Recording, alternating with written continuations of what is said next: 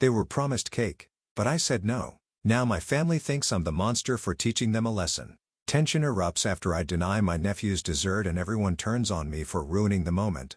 Come on, you can totally fit in one more store, I urged my sister-in-law, Rachel, as she panted in the back seat of my car. She giggled, her eyes sparkling with excitement. It was her birthday, and I had promised to make it special. But, the party, she protested weakly, checking the time on her phone. Don't worry, we've got plenty of time, I assured her, knowing her friends had planned the surprise for later. Rachel's enthusiasm was infectious, so I couldn't help but smile. Her laughter echoed in the car as we pulled into the parking lot of her favorite boutique. Hours later, the sun had dipped low in the sky, casting a warm glow over the town. Rachel's cheeks were flushed, and her eyes were slightly glazed from the drinks she'd had at the party. She leaned heavily on me as we navigated the crowded street. The smell of food trucks wafted around us, mixing with the laughter of passers-by. My phone buzzed again. It was Rachel's mom, the third time in as many minutes. You need to get home, she said, her voice tight. The kids are waiting. Rachel whined, not quite comprehending the urgency in her mom's voice. But I'm not ready, she slurred. We're on our way, I assured her, trying to keep the frustration from my voice. Rachel had had enough fun for one day. As we approached her mom's house, Rachel's protests grew louder. She didn't want to leave the party early, and she certainly didn't want to miss out on any more cake. But my patience was wearing thin. The kids had been waiting long enough. We're not having cake tonight, I said firmly. We're going to bed. The silence in the car was thick with tension. Rachel's eyes narrowed at me, and I knew she wasn't happy, but she was in no state to argue. When we arrived, her mom was waiting with the kids, their faces a mix of excitement and exhaustion. Thank you, she said, taking Rachel's arm to help her inside. Rachel leaned heavily on her, mumbling about cake. Inside, Rachel's sons looked up at me with hopeful eyes. But Mommy said we could have cake at your house, the older one whispered. I took a deep breath. Not tonight, I said, trying to keep my voice gentle. It's late, and it's time for bed. The younger one's lower lip quivered, but he didn't protest. Rachel's mom shot me a look that was half gratitude, half disappointment. The next day, I brought the cake to Rachel's mom's house, hoping to ease the tension. The kids' eyes lit up when they saw it. Rachel was still in bed, nursing a hangover. You can have it tomorrow, I told them. You had enough sugar last night. The boys looked crestfallen, but Rachel's mom nodded her understanding. But Rachel wasn't as forgiving when she emerged, rubbing her eyes and looking around blearily. Where's the cake? She asked. Her mom filled her in on what happened. Rachel's expression turned sour. You didn't let them have cake? She accused me. They're just kids, and it's my birthday. The argument was brief but heated. Rachel didn't understand why I hadn't let the kids have more sugar so late at night, especially after they'd already had their fill at her party. I was just trying to be responsible, I said, feeling the sting of her accusations. The week dragged on, with Rachel and my mother-in-law both giving me the cold shoulder. They talked in hushed whispers every time I was around, their eyes shooting accusatory glances my way. I knew they thought I'd ruined Rachel's birthday, that I'd been the party pooper. But in the quiet moments, when the kids were in bed and the house was still, I couldn't shake the feeling that I'd done the right thing. Rachel's irresponsibility had put everyone else out of sorts, and the kids had suffered for it. Yet, every time I saw their sad little faces, my resolve wavered. Had I been too harsh? Too strict? Maybe I should have just given in and let them have the cake. But then again, someone had to be the adult in the room. Someone had to make the tough calls. And if not me, then who? The silence between Rachel and me was palpable. I knew we'd have to talk about it eventually. But for now, we were stuck in this uncomfortable dance of avoidance. I hoped she'd come to understand my perspective, but until then, I could only keep my chin up and hope that my actions had taught her a lesson about the importance of putting her kids' needs first. Days turned into a week, and Rachel's coldness hadn't thawed. Her kids, however, had moved on from the cake incident, their young hearts easily mended by the promise of a sugary treat the following evening. Yet, the tension remained, a thick fog hovering over our family gatherings, making every smile feel forced and every laugh a little too loud. One night, after the kids were tucked in, Rachel stumbled into the kitchen, her eyes bloodshot and her voice thick with alcohol. You know, you really ruined my birthday, she slurred, swaying slightly as she approached me. Those little moments are all I have with the boys. I took a deep breath, feeling the weight of her words.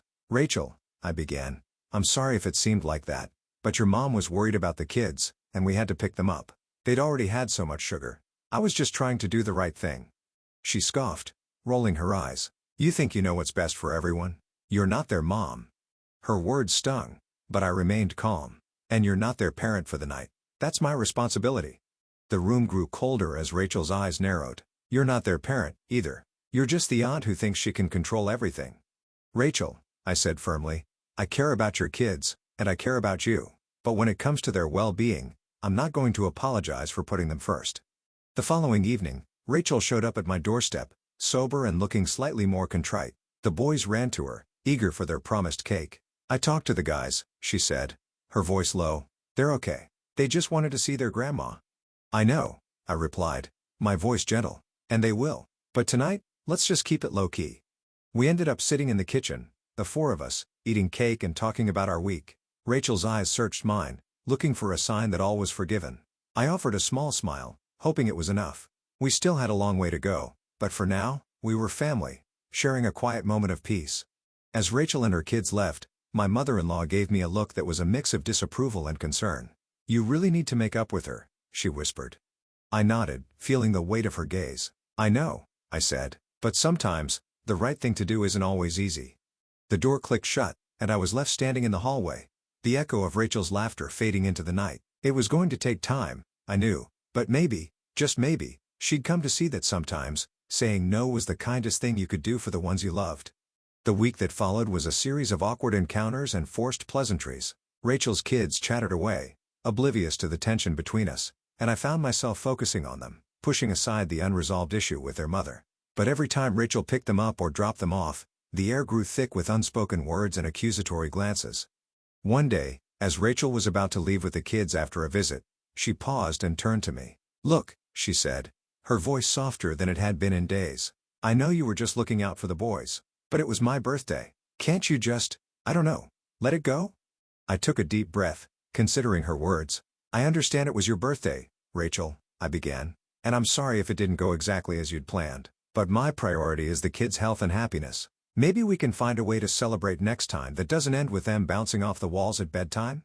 Her expression softened slightly. Okay, she said, not quite meeting my eyes. I'll think about it. It wasn't an apology, but it was a start. The weeks turned into months, and gradually, Rachel's resentment seemed to fade. We found a new rhythm, one where she was more mindful of her drinking and her responsibilities, and I was more understanding of her desire to make memories with her children. We still had our disagreements, but they were no longer about cake. And then, one day, Rachel called me, her voice shaking with excitement. I'm planning a family trip, she said. To the beach. The kids are going to love it. Will you come? I hesitated for a moment, remembering the cake debacle, but then I heard the hope in her voice. Of course, I said, smiling. We'll make it a proper family affair this time. As we packed the car with sunscreen, towels, and snacks, Rachel handed me a small box. I got you something, she said, a shy smile playing on her lips. Inside was a cake pop, the kind that didn't require a knife or a plate, perfectly sized for a quick sugar rush. For the road, she added. We shared a laugh, and I realized that maybe, just maybe, she had learned something from that night, that sometimes, it was the little moments, the compromises, that brought people together. We set off into the sunset, the scent of the ocean filling the car, the sound of the kids' laughter in the back seat, and the sweetness of Rachel's gesture lingering in the air. And as I took a bite of the cake pop, I couldn't help but feel that maybe, just maybe, we'd turned a corner. The beach house was a picturesque retreat, with the waves crashing against the shore and the sound of seagulls echoing in the distance. Rachel had gone all out for the trip, ensuring that every detail was perfect. The kids squealed with delight as we unpacked the car, racing towards the sand with their buckets and shovels. But as we unloaded the last of the bags, Rachel's oldest son, Jack, tugged at her shirt, whispering something in her ear. She glanced at me with a mischievous smile, and I felt a knot form in my stomach. What was she planning? Sure enough, that evening, as we were about to tuck the kids into bed, Rachel suggested we take a little detour. She led us down to the beach, where a small bonfire flickered in the darkness, and a table was set up with a beautifully decorated cake. The sight took me aback, but the kids' eyes grew wide with excitement. Rachel looked at me, her expression a mix of apology and hope.